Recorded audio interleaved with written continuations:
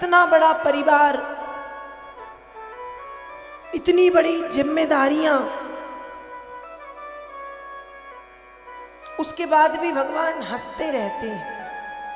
भगवान का चेहरा कभी मुरझाया नहीं, भगवान कभी दुखी नहीं हुए, भगवान कभी उदास होके नहीं बैठे, प्रसन्न रहते हैं।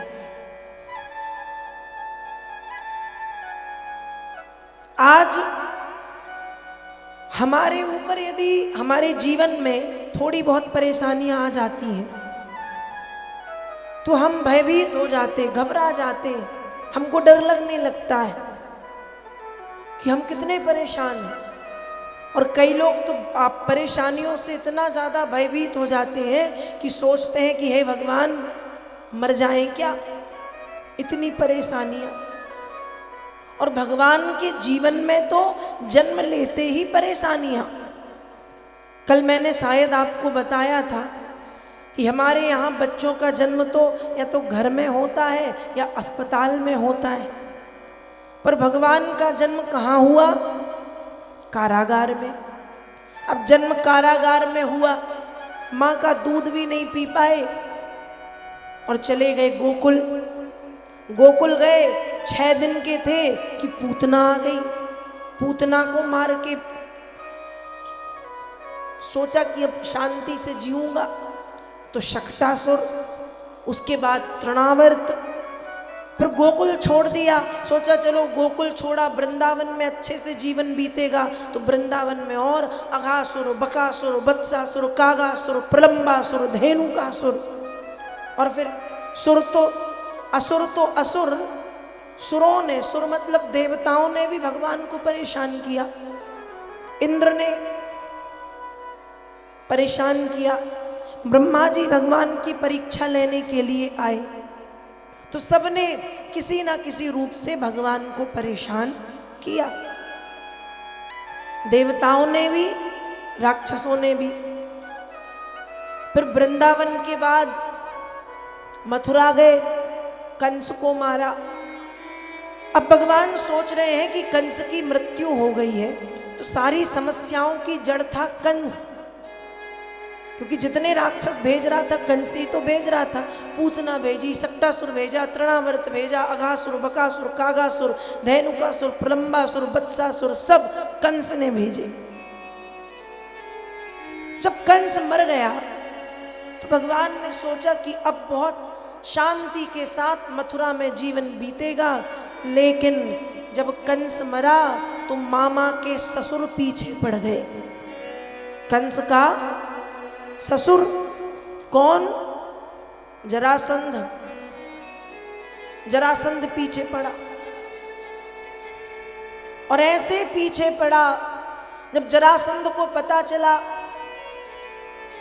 कि कृष्ण ने कंस का वध किया है और मेरी दोनों जो बेटियां हैं वो विधवा हो गई। जरासंध की 2 बेटी हैं, अस्ति प्राप्तिश्च कंसश्च महिष्यौ भरतर्षभा मृते भरतरि दुःखार्ते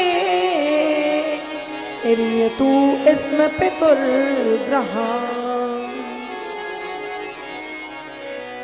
कंस की 2 पत्नियां, अस्ति और प्राप्ति,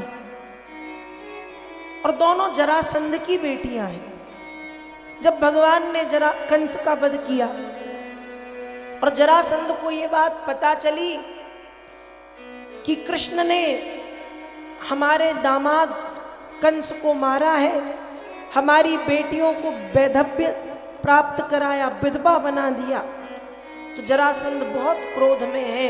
और जरासंध ने क्रोध में आकर के 17 बार 23 अक्षौहिणी सेना लेके भगवान के ऊपर आक्रमण किया। पर भगवान भी भगवान है, जरासंध को 17 बार हराया और उसकी 23 अक्षौहिणी सेना को भी हराया। 18वीं बार जब जरासंध आक्रमण करता है तो आक्रमण करने के पहले जरासंध ने 11,000 ब्राह्मणों को बुलाया और 11,000 ब्राह्मणों से कहा कि ऐसा मंत्र पढ़ो, ऐसा अनुष्ठान करो कि कृष्ण मर जाए या हार जाए मुझसे। ब्राह्मणों ने कहा ठीक। जरासंध ने कहा ठीक, बस मत बोलना, यदि कृष्ण हारा नहीं तो तुम्हारी और तुम्हारे परिवार की जान ले लूंगा, और यदि कृष्ण हारता है तो तुम्हें और तुम्हारे परिवार को धन संपत्ति से भर दूंगा। ब्राह्मणों ने जब सुना कि भगवान को हराने के लिए ये संकल्प हमें दिया गया, तो ब्राह्मण सोचने लगे कि उनको कौन हरा सकता है। तब 11,000 ब्राह्मण भगवान कृष्ण के पास पहुंचे और भगवान कृष्ण से प्रार्थना की है कि हे द्वारिकाधीश, आप तो ब्राह्मणों के भक्त हैं, सुना है नमो ब्रह्मण्य देवाय गौ ब्राह्मण हिताय चो जगद्धिताय कृष्णाय गोविंदाय नमो नमः। आप ब्राह्मणों के भक्त हैं, आप गौओं के भक्त हैं, ब्राह्मणों का और गौओं का आप हित चाहते हैं, तो प्रभु हमारा हित इसी में है। यदि आप हमारा हित चाहते हैं तो इस बार जरासंध से हार जाओ, जीतना मत। भगवान ने जब सुना तो भगवान तो वैसे भी ब्राह्मणों के सेवक हैं, भगवान के लिए भी ब्राह्मण पूजनीय है। 11,000 ब्राह्मणों के प्राणों की रक्षा के लिए भगवान ने जरासंध से हार स्वीकार की। नहीं तो जो भगवान 17 बार जीते, क्या 18वीं बार नहीं जीत सकते थे? जीत सकते थे, पर 11,000 ब्राह्मणों के प्राण दांव पे लगे और भगवान ब्राह्मणों के भक्त हैं, ब्राह्मणों के सेवक हैं, इसलिए हार स्वीकार की और ब्राह्मणों के रक्षा के लिए भगवान बन गए रणछोर। क्या बने भगवान? रणछोर। 18वीं बार जब जरासंध ने आक्रमण किया तो जरासंध को देखते ही भगवान दौड़ पड़े, भागे। रणभूमि को छोड़ के गोविंद भागे हैं, इसलिए नाम पड़ा रणछोर। अब भगवान भागे, समय बीता, सोचा चलो अब कुछ जीवन में शांति रहेगी, जीवन में अब कुछ शांति रहेगी।